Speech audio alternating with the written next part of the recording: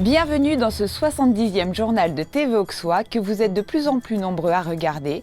En effet, le précédent journal, le numéro 69, a battu tous nos records d'audience en atteignant plus de 2200 vues en 15 jours. Merci à vous pour cette fidélité. Tout de suite, le sommaire. Un petit boulot d'hiver, des nouvelles d'Amandine, en bref et en images, une nouvelle chèvrerie, l'école de musique de Bligny, visite à la Ruchotte. Mais tout de suite, allons prendre un grand bol d'air frais avec Bernard Collet et quelques savoyagistes du côté de Blancet.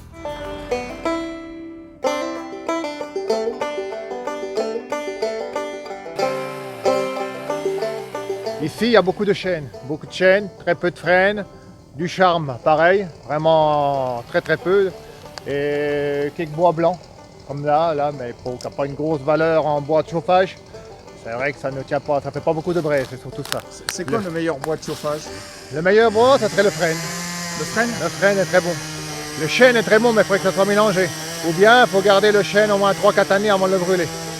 Et là, après, c'est vraiment le top des bois, quoi. Avec l'épine blanche, bien sûr, l'épine blanche qui est très bon. Et le noisetier, si on veut bien. Mais beaucoup de travail, un noisetier, parce qu'il y a beaucoup à couper, il y a beaucoup à nettoyer. Mais autrement, il y a des meilleurs bois de chauffage. Avec du joli bois, hein, bien sûr, hein, du bois à peu près propre. Là, il y a quand même pas mal de nettoyage. On arrive à avoir 20 stères facile en une dizaine de jours. Si tout se passe bien, il n'y a pas de souci.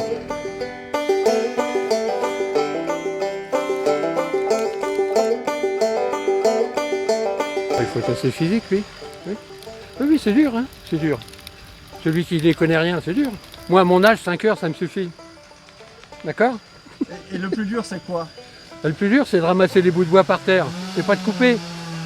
Le plus dur, c'est toute la manutention qu'il y a autour. Enlever les écorces, enlever la liane, enlever la mousse et mettre ça en tas.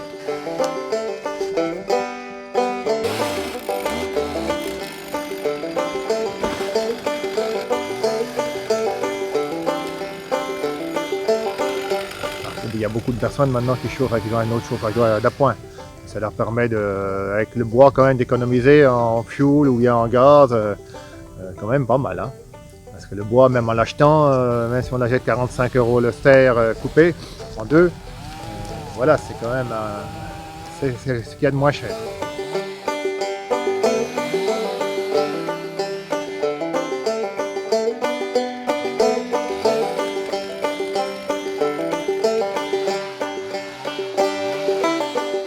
Ce bois-là, il vaudrait mieux attendre 3 ans avant de le brûler. Bon, après 2 ans, on peut le brûler, mais le mieux c'est 3 ans, comme il y a beaucoup de chênes, donc il vaudrait mieux attendre 3 années pour arriver à le brûler.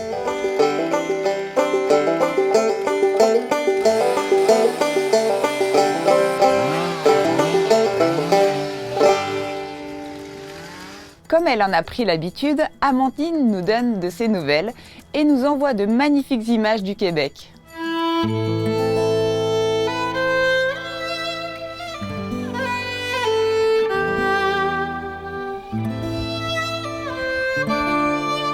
Bonjour et bienvenue dans ce 38e... Ah non, c'est vrai, c'est pas TV Auxois. Je suis contente de vous parler, ça me manque de venir tourner le journal tous les 15 jours. J'espère que vous allez bien et que vous prenez soin de vous. Je vous ai fait quelques images du Québec en hiver, c'est vraiment merveilleux. Voilà, je vous embrasse tous, je pense très fort à vous, Bligny, ma ville natale, et je vous dis à bientôt. Bye bye.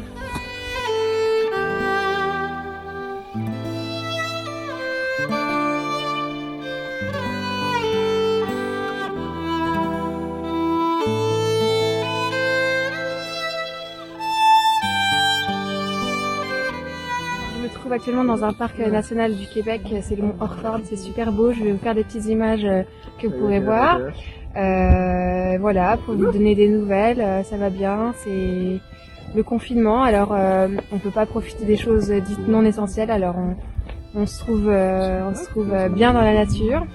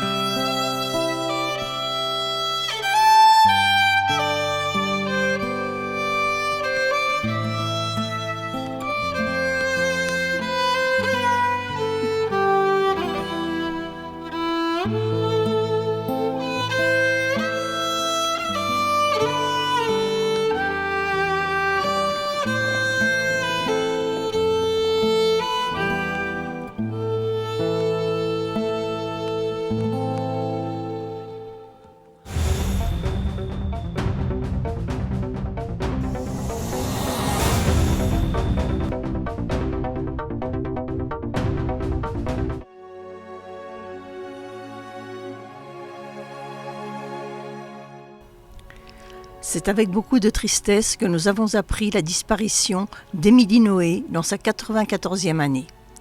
Elle avait été la plus jeune résistante déportée de Côte d'Or. TV Auxois lui avait consacré un reportage lors de son passage au collège Lacaille, où elle était venue témoigner devant les élèves de sa déportation. Nous présentons nos sincères condoléances à sa famille et à ses proches. Pendant des années, je n'ai pas pu en parler. Avec le temps, personnellement, je me défends d'avoir de la haine pour le peuple allemand, ce qui ne veut pas dire oublier. J'ai cependant un respect total pour celles et ceux qui sont dans la capacité de pardonner. Je suis sûre qu'on ne peut pas penser les horreurs qu'on a vécues. Et puis je ne dis pas encore tout.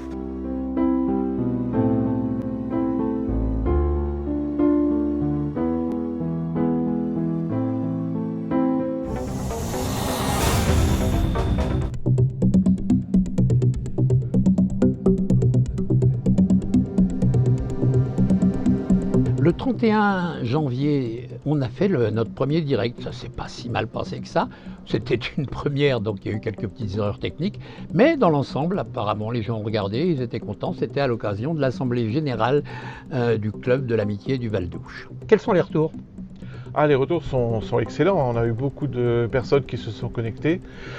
Une 56, je crois, à peu près, en tout. Et puis, ils étaient souvent 2, 3 ou 4 personnes par connexion. Et les gens ont vraiment apprécié les messages clairs, précis. La présentation était dans une durée d'une 40aine de minutes, 45 minutes, ce qui correspond à l'attention qu'on peut avoir. Qu'est-ce qu'on peut faire pour améliorer ? Peut-être arriver à avoir un fond d'écran, peut-être derrière ceux qui ont pris la parole, d'avoir un fond peut-être imagé ou un fond de couleur ou peut-être des images projetées, enfin voilà. Et ce direct nous offre des possibilités immenses. Et j'ai imaginé qu'on pourrait faire une émission le dimanche matin, une fois par mois, entre 10h30 et midi, sur un village, avec son conseil municipal, ses artistes, ses artisans, les gens qui ont envie de s'exprimer. Tout ça autour du maire. Et bien, j'invite les maires à me contacter pour que nous puissions éventuellement prendre rendez-vous et faire un vrai planning avec une vraie émission de télé qui serait donc le dimanche matin de 10h30 à midi.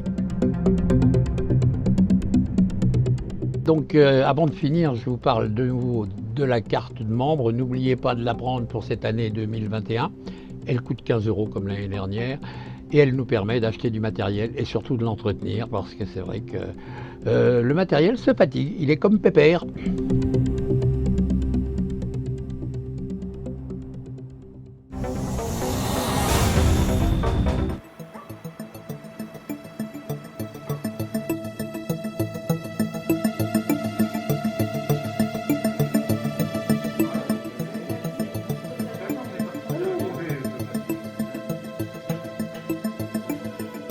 Il y a une campagne de test qui a été organisée par l'Agence régionale de santé, parce que notre école a subi la semaine dernière un certain nombre de contaminations. On a eu 10 élèves de contaminés, un professeur, 5 parents d'élèves. Donc moi j'avais signalé cette épidémie et donc l'Agence régionale de santé a décidé de faire une campagne de test dans le village pour voir un petit peu ce qui se passait et surtout pour détecter la présence éventuelle d'un variant afin de mettre en place les mesures nécessaires si besoin.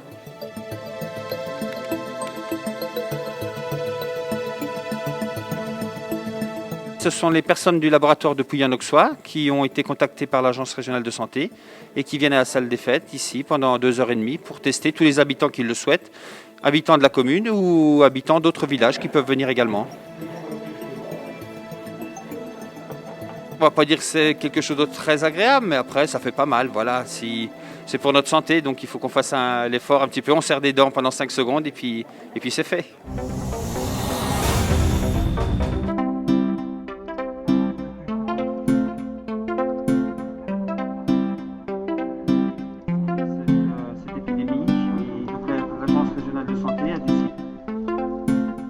Romane. Oui. Bon, enlève ton masque et qu'on te reconnaisse. Ah, oh bah. Alors, tu es en stage à TV Auxois ? Oui, c'est ça. Pour la semaine. Explique-moi comment tu as choisi. J'étais un peu perdue sur ce que je voulais faire plus tard, alors que j'étais partie au début sur de la presse écrite. Et du coup, j'ai voulu m'intéresser à plus l'audiovisuel, donc je me suis dit que c'était l'endroit pour faire le stage dans la Réunion. Donc voilà, je suis ici. Bah écoute, on est content de t'avoir parce que tu te débrouilles très très bien avec les machines en tous les cas.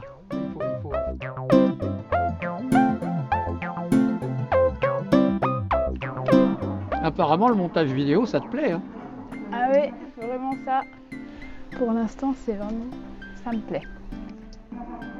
Bon ben, hey, continue, hein. On a un journal à sortir.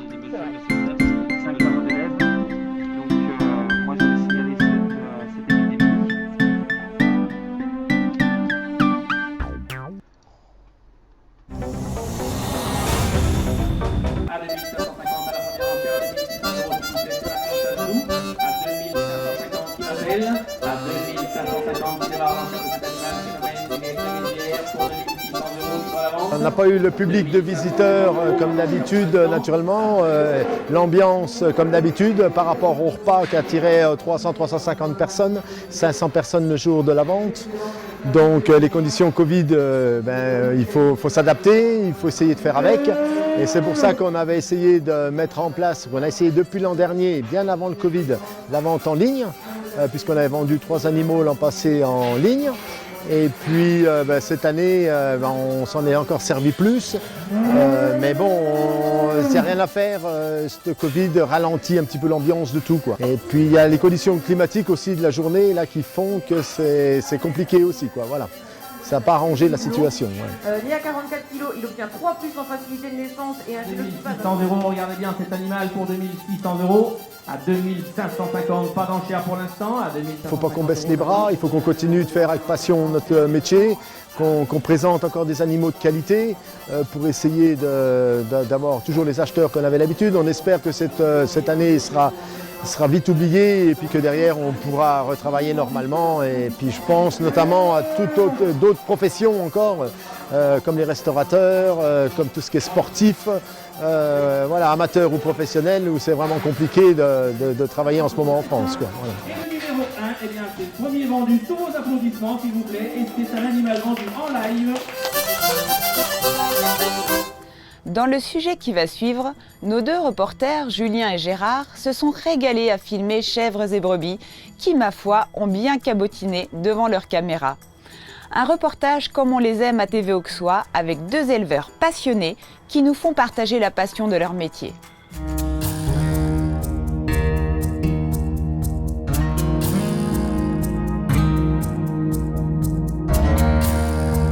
On est ici à Monceau-et-Charnant, au lieu-dit des Comorons, qui a un élevage de brebis laitières et de chèvres. 28 chèvres en production. Et au courant de l'année, il y aura 45 brebis en production. Une brebis produit 1,5 litre à 2 litres par jour. Donc au plus fort de la production, ça fera une centaine de fromages par jour. Mais du coup, c'est sur 6 mois de lactation. Une chèvre, dans le meilleur de ses rendements, produit environ 3 litres de lait par jour. Donc sur l'ensemble du cheptel, ça nous fait environ 80 fromages par jour. Et cela sur une période d'à peu près 10 mois. Car il y a 2 mois consacrés à la fin de gestation et à la mise bas.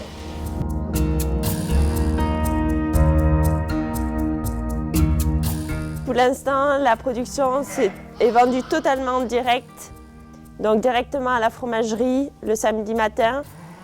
Et après, c'est une livraison sur Bonne, Nuit Saint-Georges le vendredi. Et il y a le marché de Vignoles le vendredi soir aussi.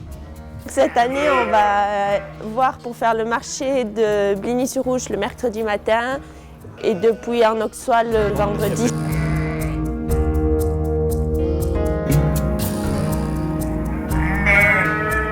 Là, pour l'instant, il y a 39 agneaux pour ce premier lot de mise bas. Élevés sous la mer les 5 premières semaines. Et après, l'objectif, c'est d'essayer de faire connaître la viande d'agneau de lait et essayer d'en vendre en caissette. C'est pas trop déchirant de vendre des petites bêtes sympathiques comme ça? Si. On s'y attache, hein, on passe toutes nos journées avec, donc c'est un peu comme des chiens finalement. Hein. On les caresse, elles sont câlines, donc voilà.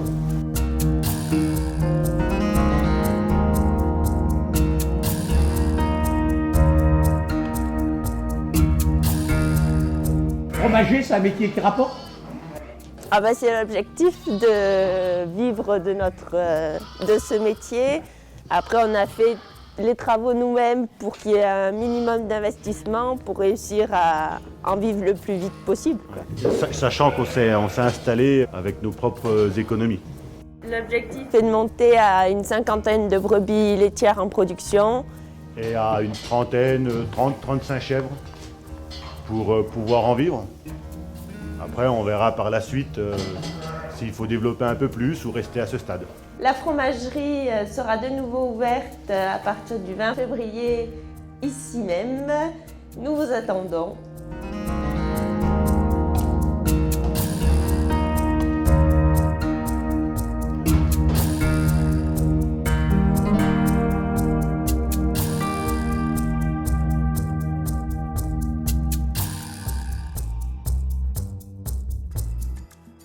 Malgré la crise, l'école de musique de Bligny-sur-Ouche a pu réunir ses élèves pour un concert exceptionnel, hélas sans public.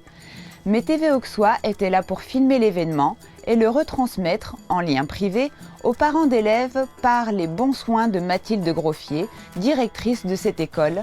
Notre petite web TV sert également à ça.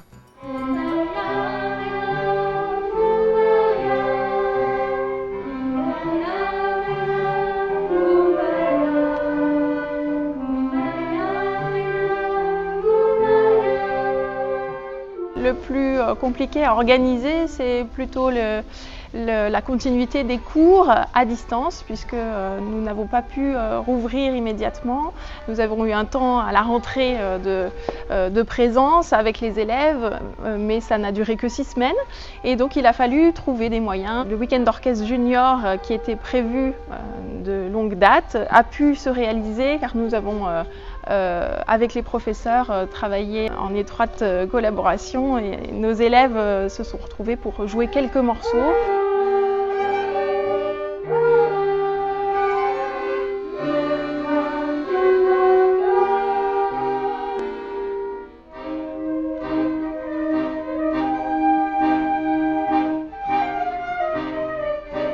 Il a fallu qu'on s'adapte, apprendre à utiliser les supports visio qu'on ne savait pas forcément faire.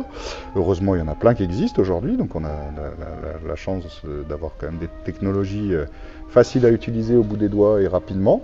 Ce qui nous a permis quand même de faire un suivi avec nos élèves assez complet, même si forcément ça ne remplace pas un cours en présentiel. On a beaucoup de difficultés sonores, de décalage de son, de choses comme ça. Donc bon, on s'adapte, on apprend.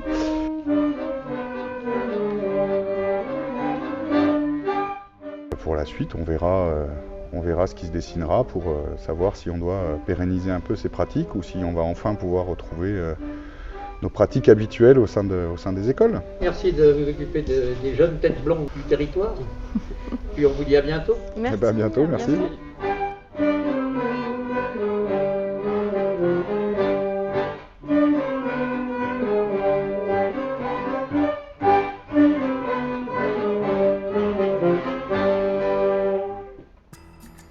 Pour finir, notre équipe a été rendre visite à Frédéric Ménager, là-haut, perdu dans sa montagne, pour savoir comment la Ruchotte, établissement de renommée internationale, survivait malgré la période tourmentée que nous traversons. Nous en avons profité pour le féliciter car Frédéric a reçu le prix très envié de l'artisanat et de l'authenticité délivré par un organisme qui s'appelle La Liste. C'est donc avec cette bonne nouvelle que nous refermons notre journal. J'espère vous retrouver dans 15 jours sur TV Auxois bien sûr. Prenez soin de vous. Bye bye.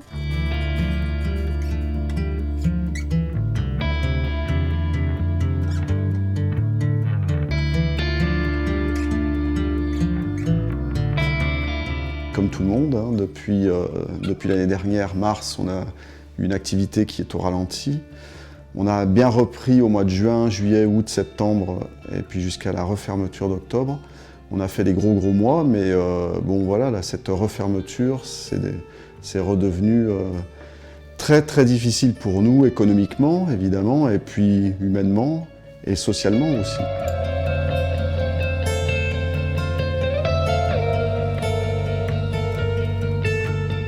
J'ai fait beaucoup de ventes à emporter pendant 5 mois l'année dernière. Et puis je me suis rendu compte que ça m'usait énormément, que économiquement, à l'arrivée, c'était très compliqué. Hein. Les salaires, la marchandise, et puis tout ça, donc voilà, il aurait fallu vendre au même prix que quand on fait nos menus ici, et ça c'est impossible. Et puis la deuxième chose, c'est que moi, mettre de la nourriture dans des sacs sous vide, voilà, moi ça me plaît pas. Et puis le côté de faire de la cuisine avec de la création, je veux dire, sur le moment, là ça n'existe plus. Donc voilà, pour moi, le petit côté artiste, il n'est plus là, donc ça ne me plaît pas. Voilà, donc j'ai aussi arrêté à cause de ça.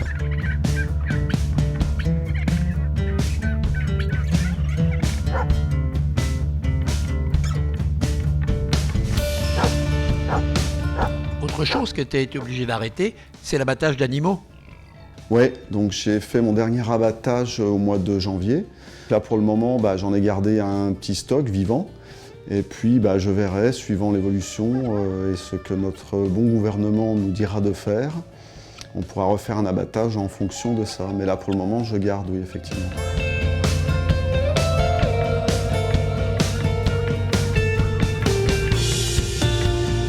Au niveau du moral, on va dire qu'il y a des hauts et des bas. Hein. Je m'inquiète aussi pour les gens qui travaillent avec moi. Et puis bon, il faut quand même bien dire aussi que les finances sont quand même au plus bas.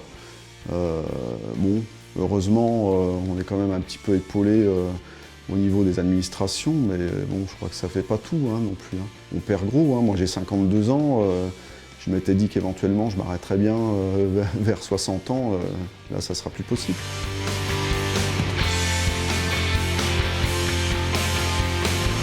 Tout n'est pas noir, parce que dans cette triste configuration, tu as quand même réussi à avoir un prix. Oui.